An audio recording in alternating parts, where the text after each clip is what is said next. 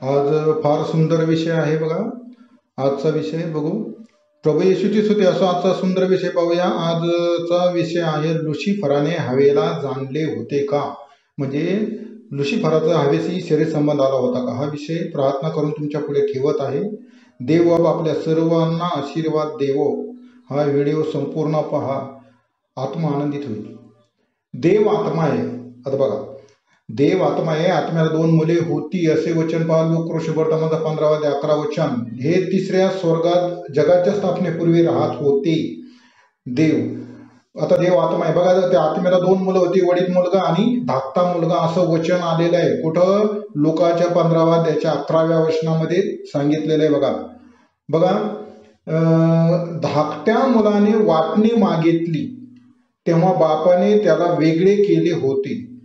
धाकटा मुलगा बापापासून वेगळा राहू लागला तेव्हा त्याला स्वर्गीय देह दिला आणि तो दुसऱ्या स्वर्गात राहू लागला। वाटणी केल्यामुळं तो वेगळा राहू लागला। बापापासून वेगळा राहणं म्हणजे बाप तिसऱ्या स्वर्गात होता आणि तिथून तो दुसऱ्या स्वर्गामध्ये राहण्यास आला। बघा, दुसऱ्या स्वर्गात राहत असता तो झोपला, म्हणजे आदाम झोपला म्हणजे मेला। तेव्हा त्याच्या एका बाजूची फासळी काढली होती, त्यापासून हवा बनवली। स्वर्गीय देहाची फासळी काढली, पार्थिव देहाची नाही, कारण पार्थिव देहाला उजवीकडे 11 व डावीकडे 11 फासळ्या आहेत, परंतु स्वर्गीय देहाला तसं नाही। स्वर्गीय देहाला डाव्या बाजूला 1 फासळी कमी आहे। बघा, आदाम व हवा हे दोघेही स्वर्गीय देहात होते दुसऱ्या स्वर्गात। प्राणी, पक्षी व झाडे हे सर्व स्वर्गीय देहाचे होते, कारण ते सर्व दुसऱ्या स्वर्गात राहत होते। ते नग्न होते तरी त्यांना संकोच वाटत नसे, असं वचन कुठं आलेलं आहे बघा। उत्पत्तीचा 2 अध्याय 25व्या वचनामध्ये सांगितलेलं आहे की ते नग्न होते। आता ती सृष्टीच नग्न होती सर्व। बघा, आज प्राणी, पक्षी, लहान मोठे कीटक व झाडे सर्व नग्न आहेत। देवाची आज्ञा मानवाने मोडल्यामुळे तो कपडे घालतो, पायात चप्पल किंवा बूट घालतो। इतर कोणताही प्राणी ते घालत नाही, फक्त मानव घालतो, कारण त्याने देवाची आज्ञा मोडली आणि मोडल्यामुळं त्याच्यावर शाप आलेला आहे आणि शापामुळे त्याला घालावं लागतं। बघा, बऱ्या वाईटाचे ज्ञान करून देणाऱ्या झाडाचे फळ खाऊ नको ही आज्ञा परमेश्वराने आदामास दिली। जीवनाचे झाड व बऱ्या वाईटाचे झाड हे जमिनीतून उगवली। दोन्ही बी झाडं, जीवनाचं झाड प्रभू येशू ख्रिस्त आणि बऱ्या वाईटाचं झाड हे सैतान आहे, आणि ते दोन्ही पण जमिनीतून उगवली। आता हे जमिनीतून उगवली हा जो शब्द आहे, म्हणजे दोघांना बी पार्थिव देह देण्यात आले होते। बघा, बऱ्या वाईटाचे ज्ञान करून देणारे झाड जमिनीतून उगवले, उत्पत्तीचा 2 अध्याय 9व्या वचनामध्ये म्हटलेलं आहे बघा। आणि जीवनाचे झाड जमिनीतून उगवले, म्हणजे जीवनाचे झाड प्रभू येशू ख्रिस्त, तर हे जमिनीतून उगवले, म्हणजे याला पार्थिव देह दिला। तर हे कुठं लिहिलं आहे? इब्री 2:14 मध्ये लिहिलेलं आहे बघा। मग सैतानाला मातीचा देह मिळाला तर कोण आहे? तो काईन। तर काईन जो होता तो सैतानाचा देह आहे बघा। बऱ्या वाईटाचे ज्ञान करून देणारे झाड जमिनीतून उगवले होते, उत्पत्ती 2:9 मध्ये म्हटले आहे, म्हणजे सैतानाला मातीचा देह होता। मग कोणता होता? तर काईनाचा देह हा सैतानाचा देह होता, म्हणजे सैतानाने काईनाच्या देहातून काम करून घेतलं स्वतःच। आणि वचन कुठे बघा, 1 योहान 3:12। बघा, काईन सैतानाचा मुलगा कसा झाला हे समजून घेण्याचा प्रयत्न करूया। आदाम जेव्हा स्वर्गीय देहात होता तेव्हा त्याला आज्ञा दिली होती, बऱ्या वाईटाच्या झाडाला स्पर्श करू नका। ही जी आज्ञा दिली, तर त्यावेळेस सैतान हा आत्म्यात होता आणि हे दोघेही म्हणजे आदाम हवा हे स्वर्गीय देहामध्ये होते, आणि ते होते 2 नंबरच्या स्वर्गात। देवाच्या दूतांना पारिचारिक आत्मे असे म्हणतात बघा। देवाचे जे दूत कोण, सर्व जे दूत असतात त्यांना पारिचारिक आत्मे असे म्हणतात बघा। असं वचन कुठं आहे? इब्री लोकास पत्र 1 अध्याय 14व्या वचनामध्ये म्हटलेलं आहे। लुसिफर म्हणजे सैतान हा आद्य दिव्यदूत आहे। देवदूत असे असंख्य आहेत, परंतु हा जो आहे सैतान हा आद्य देवदूत होता, महत्वाचा। बघा, दुसऱ्या स्वर्गातील एदेन बागेत आदाम व हवा स्वर्गीय देहात होती, तेथे सैतानी आत्मा आला। त्याला देह नसल्यामुळे त्याने सर्पाच्या शरीराचा वापर केला होता। आणि हवेशी बोलला, म्हणजे प्रत्यक्ष सैतान नाही बोलला, तर सैतान जो आहे म्हणजे जो दूत आहे तो दूत सर्पामार्फत त्या दोघांशी म्हणजे हवेशी बोललेला आहे बघा. आणि त्यावेळेस हवेला स्वर्गीय देह होता. सैतानाला देह नसल्यामुळे त्याने सर्पाच्या शरीरातून हवेशी भाषण केले, देवाने जे सांगितले खरे नाही, तर माझे म्हणणे सत्य आहे असे तिला पटवून दिले. सैतान बोलला नाही, तर सर्प बोलला होता. म्हणजे त्या सर्पाच्या मार्फत सैतान हवेशी संभाषण करून तिला ते पटवून सांगत होता. असं त्यावेळेचं ते वातावरण होतं बघा तिथलं. बघा आता बघा, सर्प बोलू शकतो का? हो, बोलू शकतो. प्राणी बोलतात. उदाहरण सांगतो बघा, बलामाची गाढवी इब्री भाषेत त्याच्याबरोबर बोलली होती, असे वचन आहे बघा. गन्नाचा 22वा अध्याय 28व्या वचनामध्ये म्हटलेलं आहे बघा. तिथं ती गाढवी इब्री भाषेमध्ये बलामाशी बोलत होती.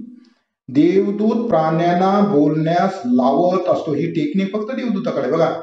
ती नग्न होती, त्याचबरोबर प्राणी पक्षी हे सुद्धा नग्न होते. तो हवेला प्रत्येक नर व मादी प्राण्याच्या शरीराचे वर्णन करून सांगत होता. तिने स्वतःच्या मधल्या भागी पाहिले व आदाम त्याकडे पाहिले, तर तिला खरोखर बदल दिसला. म्हणजे सर्प जे सांगत होते ते सर्व खरे आहे असे तिला पटले. तेव्हा हवेने आदामाशी शरीर संबंध केला. हेच देवाच्या दृष्टीने पाप झाले बघा. बघा, नवरा बायकोने शरीर संबंध ठेवणे हे पाप आहे का? नाही. देवाची आज्ञा मोडणे हे पाप आहे. देवाची आज्ञा आदामाला कोणती होती हे पाहूया. बागेच्या मध्यभागी असलेल्या झाडाला स्पर्श करू नका. म्हणजे शरीराच्या मधल्या भागाला स्पर्श करू नका. जो शरीराचा मधला भाग आहे त्याला स्पर्श करायचा नाही, ही ती आज्ञा होती. म्हणजे शरीर संबंध करू नका. बघा, प्रत्येक प्राण्यांना फलनासाठी एक विशिष्ट समय दिलेला आहे.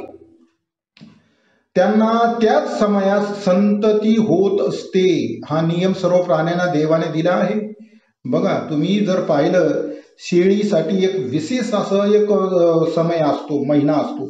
त्याच समयात तिला पिल्ल होत असतात. कुत्रे झालं किंवा हरणे झालं किंवा इतर सर्व जंगलामध्ये प्राणी. बघा, तसेच झाडे पहा. प्रत्येक झाडे हंगामास फळ देत असते. हंगामी फळ खाल्ल्यावर आपण 120 वर्षापर्यंत माणसे जगतील. पण देवाने फळे त्यासाठी दिली आहेत.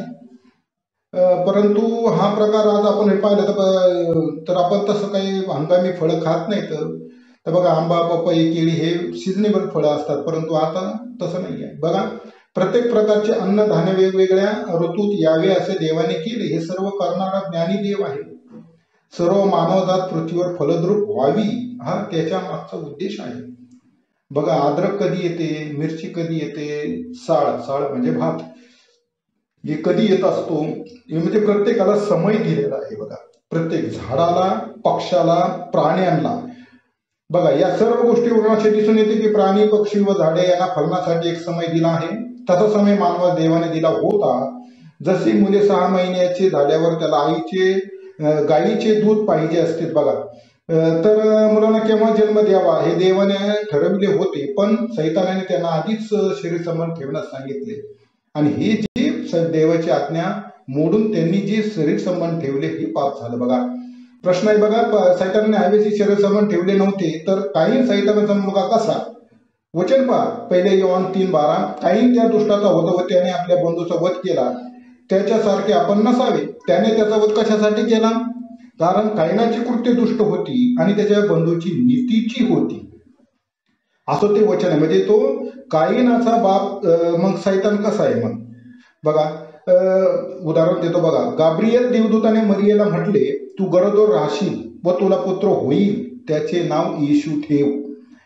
पुरुषाशी संबंध न येता गर्भ राहिला, असं लूक कृष्णवर्तमानाचा 1 अध्याय जर तुम्ही वाचला तर त्यामध्ये हे सांगितलेलं आहे बघा. 34 वचनामध्ये देवदूत तिच्याशी बोलतो बघा. ती म्हणत होती, मला पुरुष ठाऊक नाही, हे कसं होईल?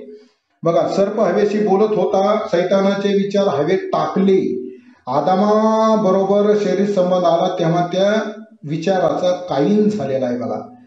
सैतानाचे विचार सर्पामार्फत हवेत आले आणि देवाचे विचार देवदूतामार्फत मरियेमध्ये आले, शरीर संबंध न होता. तर हा प्रकार नीटचा समजून घ्या बघा. कोणत्याच पुरुषाचा संबंध न येता हवेला व मरियेला मुले झाली होती.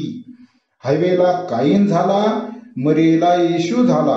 ही पद्धत फक्त देवदूत वापरत असतो. यापेक्षा वेगळ्या मार्गाने संतती झाली असेल तर ती व्यभिचाराची संतती आहे.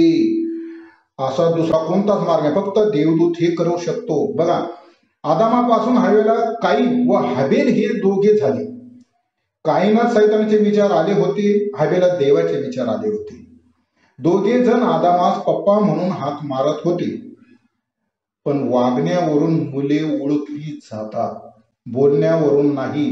तुम्ही कसे बोलता त्याच्यावरून नाही, पण तुमच्या वागण्यावरून ती मुले कोणाची आहेत हे ओळखल्या जातं. आणि म्हणून काही त्या सैतानाचा होता. बघा, यहुद्यांना प्रभू येशूने म्हटले, तुम्ही आपला बाप सैतान यापासून झाला. हा योहान 8:44 मध्ये म्हटले प्रभू येशू ख्रिस्ताने, यातील एकाच्याही आईचा सैतानाबरोबर शरीर संबंध आला नव्हता, तरी ते सैतानाची मुले होती. तसा काईनाचं झालेलं आहे. बघा, येशू ख्रिस्ताने हे त्या यहुदी लोकांना हे शब्द वापरलेले. बघा, तुमचा बाप सैतान यापासून झाला आहात. थोडक्यात मी हे समजून सांगण्याचा प्रयत्न केला आहे. पाप केल्यावर त्यांना परमेश्वराने जो शाप दिला आहे तो पुढच्या भागात पाहू. परमेश्वर तुमच्या बरोबर असो. आमेन. हा विषय जर समजला असेल तर देवाचे उपकार माना आणि हा अजून बायबल वाचून तुम्ही समजून घेण्याचा प्रयत्न करा. देव बाप अजून तुम्हाला